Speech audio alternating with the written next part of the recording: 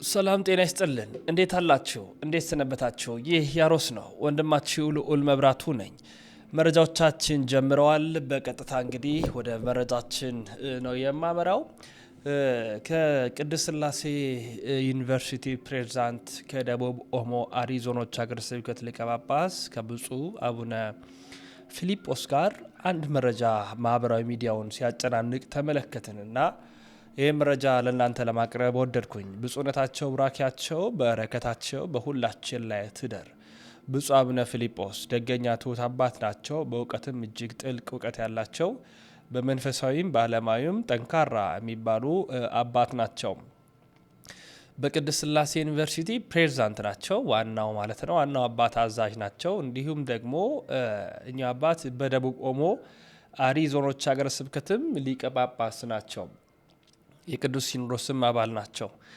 ከአባይ ባንክና ከቅድስት ሥላሴ ዩኒቨርሲቲ ጋር የተገናኙ መረጃዎች የሰሞኑ ርዕሰ ጉዳዮች የማህበራዊ ጉዳይ ትኩሳቶች ሆነዋል እንደምናስታውሰው እንግዲህ ያሳለፍነው ወርሃ ግንቦት ላይ በቅዱስ ሲኖዶስ ምልአተ ጉባኤ ላይ የብፁዕ አቡነ ፊሊጶስ ጉዳይና የአባይ ባንክ ጉዳይ ተነስቶ ነበረ ለጥቅምት እንዲሸጋገር ተወስኖም ነበረ ይሄውም ጉዳይ ምንድነው በሶስት ዙር የሚሆን ብድር ከአባይ ባንክ ቅድስት ሥላሴን ዩኒቨርሲቲውን ለማስገንባት ተጨማሪ ማለት ነው ህንጻ ለማስገንባት ብፁዕ አቡነ ፊሊጶስ እንደ ፕሬዝዳንትነታቸው ተዋውለው ወደ 166 ሚሊዮን ብር ገደማ የሚጠጋ ገንዘብ አስወጥተው ነበር ይህን ሲያደርጉ ግን እንደወጣው መረጃና በወቅቱ እንደተሰማው ዜና ነው የምነግራቸው መንበረ ፓትርያርክ ጠቅላይ ቤተ ክህነት ብፁዕ አቡነ አብርሃም በነበሩበት ወቅት መንበረ ፓትርያርክ አያውቅም ቅዱስ ሲኖዶስ ቋሚ ሲኖዶስም ሊቃነ ጳጳሳት ብፁዓን አባቶችም ይህንን ጉዳይ አያውቁ እንደተሰማው መረጃ ከሆነ ብፁዕ አቡነ ፊሊጶስ የቅድስት ሥላሴን ካርታ በማስያዝ ነው ብድር የጠየቁት ወይንም የወሰዱት የሚል ነው መረጃው ምክንያቱም ደግሞ አባይ ባንክ ስቴትመንት አውጥቶ ነበር ባንክ ስቴትመንቱን እስከ 700 ሚሊዮን ብር እንደሆነና በሶስት ዙር እንደተጠየቀ የመጀመሪያው ዙር 166 ሚሊዮን ከአባይ ባንክ እንደወጣ ተነገረ ይሄ ጉዳይ ተሰማ ከዛ ቅዱስ ሲኖዶስ መወያያ አንዱ አጀንዳ አደረገው ምክንያቱም አባይ ባንክ ጥያቄ ያቀረበ ስለሆነ የሰጡት ብር ስራ ላይ ሲውል አላየውም የሚል ጥያቄ ያቀረበ ስለሆነ ታዲያ ምልዓተ ጉባኤው ተወያየበት ልኡካንን መደበ ውሳኔዎች ተወሰኑ ወደዚህኛው ወደ ጥቅምቱ የቅዱስ ሲኖዶስ ምልዓተ ጉባኤ የብፁዕ አቡነ ፊሊጶስ ጉዳይ እንዲታይ ተላለፈ ይሄንን እንደ ኢትዮ ፎረምን ጨምሮ ኢትዮ ቤተሰብ ሚዲያ የተለያዩ ሚዲያ ላይ የሚሰሩ አካላት ዘገቡት ታዲያ ምንድነው ከብፁዕ አቡነ ፊሊጶስና ከዚህ ከቅድስት ሥላሴ ዩኒቨርሲቲ ከአባይ ባንክ ጋር ያለው ጉዳይ ወደ አሁኑ ሲዞር ባለው ያኔ አምና ከተወሰነ ውሳኔ በኋላ አሁን የተደረገ ያለው ነገር ምንድነው የሚሉትን መረጃ አሰማችኋለሁ ኢትዮ ፎረምን ዘገባም እንዲሁ ማሰማችሁ ነው የሚሆነው ከዚህ ጋር የተገናኙ ሌሎች መረጃዎችንም አሰማችኋለሁ የራሳቸው ብፁዕ አባታችንንም የተለያዩ መልእክቶችን አስቀድሞ ሲያስተምሩ የነበሩትን ምሳሌዎችን አንድ ላይ ጠቅልል አድርገ የቪዲዮን ላጋራ በዚህ ጉዳይ ላይ ምናልባት ምልዓተ ጉባኤው አሁን ከጥቅምት 12 ጀምሮ ስብሰባ ስለሚያካሂድ ከሳምንት በኋላ ምናልባት እንደ አንድ አጀንዳ ሊመለከተው ይችላል ብለን እናስባለን ያ እስኪሆን ግን እኛ ያለውን መረጃ ለእናንተ የምናቀርብ ነው የሚሆነው ላይክና ሼር በማድረግ ትብብር አጋርነታችሁ በማሳየት እንደታደምጡን እንሻለን ለባንኩ ያቀረቡት ጥያቄ ውድቅ ተደረገባቸው የባንኩ ፕሬዝዳንትን በጳጳሱ ቢሮ ተገኝተው ጥያቄያቸው ውድቅ መደረጉን ገልጸዋል ተብሏል ኢትዮ ፎረም በተከታታይ ባሰራጫቸው ዘገባዎች ጠቅላይ ቤተ ክህነት ከእውቅና የውጭም 1 ቢሊዮን ብር የሚደርስ ገንዘብ ከባንክ ተበድረው አገኘኋቸው ያላቸውን የቅድስት ሥላሴ ዩኒቨርሲቲ ፕሬዝዳንት አቡነ ፊሊጶስን ሲመረምር መቆየቱን መግለጹ አይዘነጋም ጳጳሱ በበኩላቸው የተበደርኩት ዩኒቨርሲቲ ላስገነባ ነው ቤተ ክህነቱ በስራዬ ጣልቃ መግባቱን ማቆም አለበት ሲሉ ምላሽ ቢሰጡም ባሳለፍነው ግንቦት ግን ቅዱስ ሲኖዶሱ የመወያያ አጀንዳ አድርጎት እንደነበርና ውሳኔ እንደተላለፈበትም ይታወሳል ቤተ ክህነቱ ከኔም ሆነ ከቋሚ ሲኖዶሱ እውቅና ውጭም የቅድስት ሥላሴ ዩኒቨርሲቲ ግቢ ውስጥ ተጨማሪ ህንጻ ማስገንቢያ በሚል የዩኒቨርሲቲው ፕሬዝዳንት አቡነ ፊሊጶስ ከ160 ሚሊዮን ብር በላይ ገንዘብ ከአባይ ባንክ ማስለቀቅ መጠየቃቸውን ደርሼበታለሁ። ይህንን ያደረጉትም የዩኒቨርሲቲውን ካርታ ሲይዘው ነው በማለትም ቅሬታ አቅርቦ ነበር።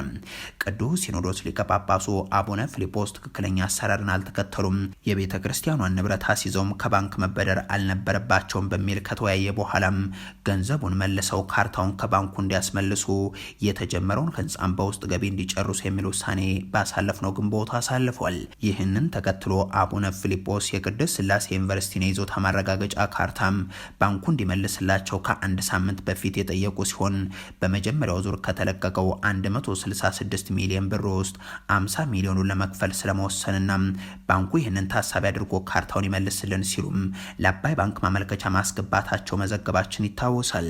ይሁን እንጂ ደብዳቤ የደረሳቸው የአበዳሪው የአባይ ባንክ ፕሬዝዳንት አቶ የኋላ አባይ ወደ አቡነ ፊልጶስ ቢሮ ሄደው ጥያቄያቸውን እንደማይቀበሉት አስረድተዋቸዋል ተብሏል።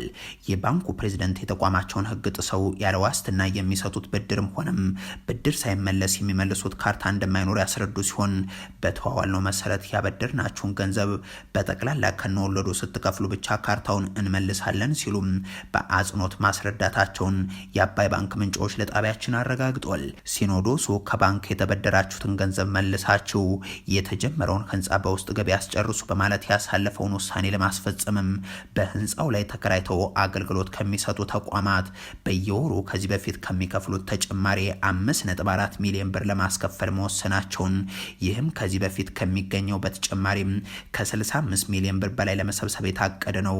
ገበያችንን አሳድገን እንከፍላለን የሚል ሀሳብ ከዩኒቨርሲቲው ፕሬዝዳንት በኩል ቢነሳም የባንኩ ፕሬዝዳንት ግን ይህ የእናንተ የውስጥ አሰራር ነው፣ እኛን የሚመለከት አይደለም ብለው ምላሽ ሰጥተዋል ተብሏል።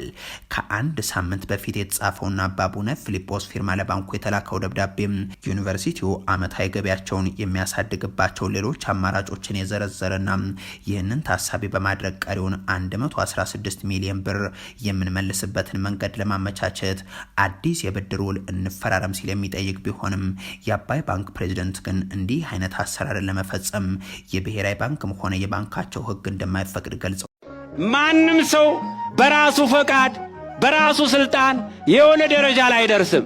ምክንያቱም እግዚአብሔር ያውቀዋልና። እግዚአብሔር ካልሰጠ፣ እግዚአብሔር ካልገነባ፣ እግዚአብሔር ካላነጸ ነብይ እግዚአብሔር ዳዊት እግዚአብሔር ከተማን ካልጠበቀ ጠባቂዎች በከንቱ ይተጋሉ ይላል። እግዚአብሔር ቤትን ካልሰራ ሰራተኞች ይደክማሉ። እግዚአብሔር ከሌለበት፣ እግዚአብሔር ካላስተዳደረ፣ እግዚአብሔር ጥበቡን ካልሰጠ፣ እግዚአብሔር ዕውቀቱን ካልሰጠ፣ እግዚአብሔር አቅሙን ካልሰጠ ሰው የፈለገውን ያክል አቅም ቢኖረው ተራራ ለመውጣት አይችልም። ቅዱስ ጴጥሮስ ራሱን ዝቅ አድርጎ ሕዝቡን መራ፣ ሕዝቡን አስተዳደረ በመንፈሳዊ መንገድ። እንደዚሁም ደግሞ በሕይወት በዓለማዊው በአስተዳደሩ የሚመሩ መሪዎቻችንም ምንም ይሁን ሰው ባለበት ቦታ ላይ መቆም ከቻሉ ሰውን ያዩታል፣ ሰውም ያያቸዋልና ይባረካሉ። የኢትዮጵያ ኦርቶዶክስ ተዋሕዶ ቤተክርስቲያን እምነት ተከታዮች ከሆናችሁ ይህ መረጃ ተመልከቱ። የሸገር ሀገረ ስብከት ባለፈው በጀት ዓመት ከ47 ሚሊዮን ብር በላይ ለመንበረ ፓትርያርክ ጠቅላይ ቤተ ክህነት በፐርሰንት ሲያስገባ የአዲስ አበባ ሀገረ ስብከት ደግሞ 807 ሚሊዮን ብር በላይ አስገብተዋል። ሶስተኛ ቀኑን የያዘው 44ኛው መንበረ ፓትርያርክ አጠቃላይ ሰበካ ጉባኤ በዛሬው ዕለት ዓመታዊ የሥራ አፈጻጸም ሪፖርት ቀርበውበታል። በኢትዮጵያ ኦርቶዶክስ ተዋሕዶ ቤተክርስቲያን በብፁዕ አቡነ ሳዊሮስ መንበረ ፓትርያርክ ጠቅላይ ቤተ ክህነት ዋና ስራ አስኪያጅ የሚመራው የሸገር ሀገረ ስብከት ከ15000 በላይ አገልጋዮች፣ ካህናት፣ ልዩ ልዩ ሰራተኞች የሚያስተዳድር ሲሆን የገዳማትና አድባራት ከጠቅላላ ዓመታዊ ገቢ 657 ሚሊዮን ብር ሲሆን ከአድባራት ከተሰበሰበ ሀገረ ስብከት ድርሻ 20% ማለት ነው 131 ሚሊዮን ብር፣ ለጠቅላይ ቤተ ክህነት ደግሞ 35%ን ወይም ደግሞ 47 ሚሊዮን ብር ገቢ ተደርጓል። የሸገር ሀገረ ስብከት ማለት ነው። የአዲስ አበባ ሀገረ ስብከት ስንመለከት 250 አብያተ ክርስቲያናትን ከ50,000 በላይ አገልጋዮች፣ ካህናት፣ ሰራተኞች ያቀፈ ሲሆን አዲስ አበባ ሀገረ ስብከት 807 ሚሊዮን ብር ለመንበረ ፓትርያርክ ጠቅላይ ቤተ ክህነት በፐርሰንት ማስገባቱ ተገልጿል። ኬንያ፣ ኡጋንዳ ብትሄዱ ሐኪም ቤት አላቸው። እኛ በዘመናችን እንኳን በአዲስ አበባ ቀርቶ በእያንዳንዱ ክፍለ ሀገር ሐኪም ቤት ሊኖረን እኮ ይችል ነበረ። ከልባችን ብናስብ ከልባችን ብንነሳ ከልባችን ብንሰበሰብ ኑሮ ሐኪም ቤት ትምህርት ቤት ሊኖረን ይችላል። አፍሪካውያን አሁን ኬንያ ባለፈው ዓመት ሰድ 2 ሐኪም ቤት አላቸው ኬንያ። ያንን ህዝብ የያዙት ትምህርት ቤት እያቋቋሙ ክሊኒክ እያቋቋሙ የሚረዳ ያ ህዝብ የሚጠቀምበትን ሲያይ ነው የሚከተላቸው ያለ። ክርስቶስ ምንድነው ያለው? ብዙ ህዝብ ሲከተለው ዞር ብሎ አየ። ምንድነው ያስተላለፈው? እንጀራ ስላያችሁኝ ነው እኮ የተከተላችሁኝ ነው ያለው። ስለ ታምራቱ አይደለም፣ ስለ እንጀራው ብላችሁ ነው የተከተላችሁ ነው ያላቸው። እነዚያ ክርስቶስን ይከተለው የነበረ የሥጋ ረሃብተኛና የመንፈስ ረሃብተኛ ስለነበረ የሥጋ ረሃብተኛውን በመመገብ ደዌውን በማራቅ ሙታንን በማስነሳት የታመሙትን በመፈወስ የሰው ልጅ የሚፈልገውን በመስጠት ነበረ አምላካችን ቤተክርስቲያናችን ከዚህ ያደረሰት። ኢትዮጵያ ቤተክርስቲያን አሁን ይህን ሰርተናል። እኔ ግን አልረካም። እኔ ግን ልቤ የሚረካ ነገር የለውም። ለምን? ይሄ የራሴ ሐሳብ ነው። በፍልስፍና መጽሐፍ ምን ይላል? እኔ አንተን ሐሳብ አልወሰድኩም፣ የራሴን ነው። የራሴ ሐሳብ እንዳለ ነው ይላል በፍልስፍና። በራሴ ሐሳብ ግን ዜሮዎች ነን። ዜሮ መሆናችንን አስበን ቤተክርስቲያናችን ብዙ ለመስራት የምትፈልገው አለ። የሚያሳፍር ዛሬ በሚሊዮን ደርሷል የኢትዮጵያ ሕዝብ ቁጥር። እንግዲህ እኔ የማውቀው ብዙ ቅዱስ አባታችን 25 ሚሊዮን በነበረበት አውቃለሁ አለውኝ።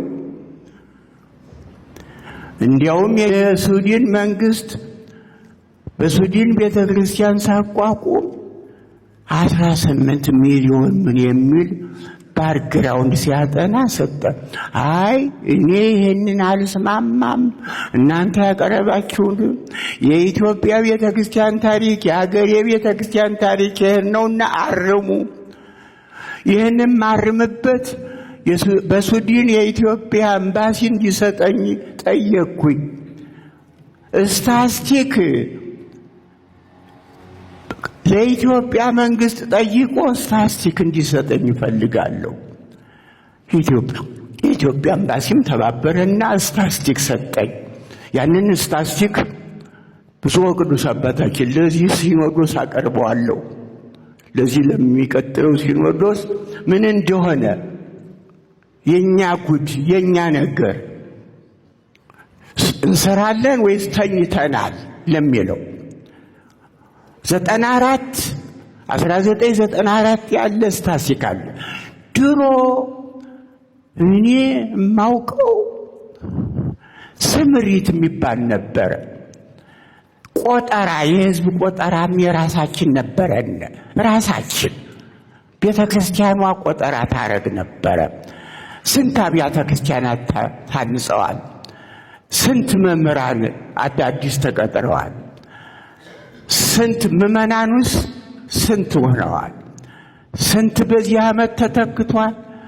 ስንት ተወልዷል? ስንቱ ክርስቲያን? ስታስቲክ ነበረን። ስታስቲኩ መቼ ነው የጠፋው? መቼ ነው ያቆመው? በዚህ ሲኖዶስ ይህንን አቀርባለሁ አለኝ መረጃ ከኢትዮጵያ መንግስት የኢትዮጵያ ሱዳን መንግስት በሱዳን ይሰጠኝ ብዬ የሰጠኝን አቀርባለሁ። ይህም ጉባኤ እንዲያውቀው ብዬ ነው። ስታስቲኩስ ስምሪቱስ አለ ወይ? አሁን ለምን ቆመ? የዓለም አብያተ ክርስቲያናት ለዚህ ይረዳን ነበረ። አዎ ተቋቁማችኋል፣ ራሳችሁን ችላችኋል፣ በራሳችሁ ሄዱ ብሎነ ይሆናል ምናልባት። ስለዚህ ብፁዕ ቅዱስ አባታችን ብፁዓን ሊቃነ ጳጳሳት ጉዟችንን ጥሩ ነው ጀምረናል። ነገር ግን ገና ምንም እርምጃው ገና ነው። ሐኪም ቤት እንኳን የለንም። በአዲስ አበባ ደረጃ ግብፃውያን በአፍሪካ ሐኪም ቤት እያቋቋሙ የሚያጠምቋቸውን ክርስቲያኖች እየረዱ በትምህርት በሕክምና በማንኛውም ተነስተዋል። እኛ ግን እዚያው እንደተኛነን ያለነ። ይህ ጉባኤ ከተኛበት ይንቃ ይነሳ። አልሰራም። እግዚአብሔር አምላክ አባቶቻችን መስዋዕት ከፍለው ለእኛ ያስተላልፏትን ቤተ ክርስቲያን ለመጠበቅና ከፍተኛ ደረጃ ለማድረስ ያብቃን። የብፁዕ ወቅዱስነቶ ቡራኬ አይለየን። አሜን። ድንግል ማርያምን በጓሮ በር ሸኘ ቅዱስ ገብርኤል ሕፃኑንና እናቱን ይዘው ወደ ግብፅ ሽሽ ብሎ።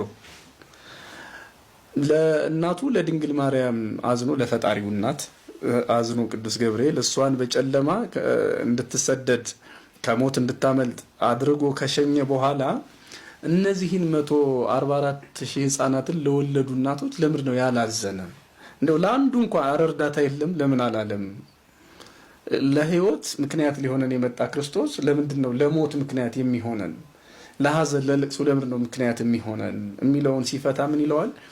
ስለ እነዚህ ሕፃናት መልስ የሚሰጠው ማቴዎስ 27:25 ቁጥሩን ካልተሳሳት ጲላጦስ እጁን የታጠበበት ነው። ማቴዎስ 27 ላይ ያለ ቁጥር 25 እንደዛ አካባቢ እኔ ከዚህ ጻድቅ ሰው ደም ንጹህ ነኝ ብሎ ጲላጦስ እጁን ታጥቧል። ይሄ ማለት ክርስቶስ በስጋ በተወለደ 33 ዓመት ሆኖታል ማለት ነው። እነዚህ ሕፃናትም ሲታረዱ ያኔ ክርስቶስ ሲሰደድ በነበራቸው እድሜ ሲታይ የ2 ዓመትና የ1 ዓመት ሕፃናት ናቸው። ቢያድጉ በዚህ እድሜ ነው የሚሆኑት፣ ወጣቶች ነው የሚሆኑት ማለት ነው። ያ ማለት ነው ጲላጦስ እኔ ከዚህ ጻድቅ ሰው ደም ንጹህ ነኝ ብሎ እጁን ሲታጠብ አይሁድ ምን አሉ? ደሙ በእኛና በልጅ ልጆቻችን ይሁን። ስለዚህ እነዚህ ሕፃናትም ወጣቶች ናቸው። ከአባቶቻቸው ጋራ ከኩዮቻቸው ጋራ ደሙ በእኛና በልጅ ልጆቻችን ይሁን፣ ክርስቶስ ይሰቀል፣ በርባን ይፈታ ብለው ይጮሃሉ። እና ይህንን ምን ብሎ ተረጎመው? ከመይሳተፉ በክኤ ወደመ ክርስቶስ ምስለ አበዊሆሙ፣ የክርስቶስን ደም በማፍሰስ ከአባቶቻቸው ጋር እንዳይተባበሩ በልጅነት ጠራቸው ይላል። በእርግጥ እኔ አሁን እናቶችን ሆኖ ወላጆችን ሆኖ ቤተሰብን ሆኖ ማሰብ ዛሬም ድረስ ይሁን ከዚህም በኋላ ያንም ቢሆን እንዲያው ጉልበተኛ በጉልበቱ ተመክቶ እንደፈለገ ሰውን ሲጨፈጭፍ ሲገድል በእውነት ምድራዊው ንጉስ እንዲህ ጨካኝ ሲሆን ሰማያዊው ንጉስ ለምን ጨከነ? ምድራዊው ባለስልጣን እንዲህ ሲጨክን ሰማያዊ ባለስልጣን ለምን ዝም አለ? ለሚሉ ሰዎች ይሄ መልስ ይመስለኛል። ይህ ዓለም ሰራኢ መጋቢ አለው፣ ተውባ ያለው ፈጣሪ አሳላፊም አለው። ግን አንዳንድ ጦርነቶች፣ አንዳንድ ሞቶች እኛ ሳንረዳቸው እግዚአብሔር ባወቀ የሚያመጣቸው ነገሮች አሉ። እነዚህ እናቶችና ወላጆች ወይም ጎረቤት ሰው የትኛውም ሰው በወቅቱ የሕፃናቱን እልቂት አይቶ የክርስቶስን መትረፍ አይቶ ምናልባት ይህ ዓለም በቃ ተመልካች የሌለው ለጉልበተኞች ብቻ ተላልፎ የተሰጠ እንደሆነ ሊያስብ ይችላል። ዛሬም በነገራችን ላይ እግዚአብሔር የለሾች ከሚያነሷቸው ብዙ ጥያቄዎች የመጀመሪያውና ዋነኛው ይሄ ነው። እግዚአብሔር ቢኖር ኖሮ ጉልበተኞች እንዲህ አይነት የዓለምን ነገር እያበላሹ ሌላው ጠግቦ ሌላው ተርቦ ሌላው በጣም ጠግቦ ግድግዳ ተንተርሶ ሌላው አስፋልት ላይ ወድቆ እያደረ ለምንድን ነው እንዲህ የሚሆነው? ጦርነቱ ምኑን ያዩና እግዚአብሔር ቢኖር ኖሮ ጣልቃ ገብቶ ያስተካክለው ነበር የሚሉ እንግዲህ እኛም ማናውቀው ብዙ ምክንያት አለ። የገባን እነዚህ ሕፃናት ምክንያትን ግን ስናይ በኋላ በመንፈስ ቅዱስ የተቃኙ ሊቃውንት ሲተረጉሙት ምናልባት ወላጆቻቸው ለጊዜው አስበው ምናልባት ቢበዛ 70-80 ለሚኖሩት እድሜ አስበው መኖራቸውን ይፈልጋሉ የልጆቻቸውን። እግዚአብሔር ግን ዘላለማዊውን አሰበ። ስለዚህ በወላጆቻቸው ርግማን ሳይረክሱ ወይም ደግሞ በወላጆቻቸው በታላላቆቻቸው ክፋት ሳይተባበሩ የክርስቶስን ደም ሳያፈሱ ንጹህ አበቦች ሆነው እንዲያውም አንዱ አበባ እነሱ ናቸው። በዚህ ወቅት ሌሎቹ የክርስቶስ አበቦች ለክርስቶስ የተቀሰሙ አበቦች ናቸው የሚታዩ። እንደዚያ ነው። ከእስጢፋኖስ ሁሉ ይቀድማሉ አይደለም? እነዚህ ያኛው ልዩነቱ እሱ ሲሰብክ ነው የሞተው በክርስቶስ ምክንያት፣ እነሱም ግን ስለ ክርስቶስ ነው የሞቱት። ወይም በክርስቶስ ምክንያት ነው የሞቱት። ስለዚህ እኔ የመጀመሪያው የአዲስ ኪዳን ሰማዕታት ሁሉ ይመስሉኛል እንደዛ እንደው ያው ስላልሰበኩ ነው አፍ አውጥተው ወንጌል ስላልመሰከሩ ካልሆነ በክርስቶስ ምክንያት ነው የሞቱት። ስለዚህ ዋልቦዛ ሀለ ያለ ኢቲማይሌት እኮ ሰማዕትነታቸውን ያሳያል። ከ144,000 ህፃናት ውጪ ይችን የህፃናትን ዝማሬ የሚዘምራት የለም የሚያመሰግናት የለም ብሎ አባ ሕርያቆስ የተናገረላቸው ማለት ነው። እና ባጭሩ ለማሳጠር በክርስቶስ ስደት ላይ ክርስቶስ ጊዜው ደርሶ እስኪሞት ድረስ እናቱ ድንግል ማርያም ወደ ምድረ አፍሪካ ስትመጣ ስትሰደድ 144,000 ህፃናት ግን በክርስቶስ ምክንያት ሞተዋል።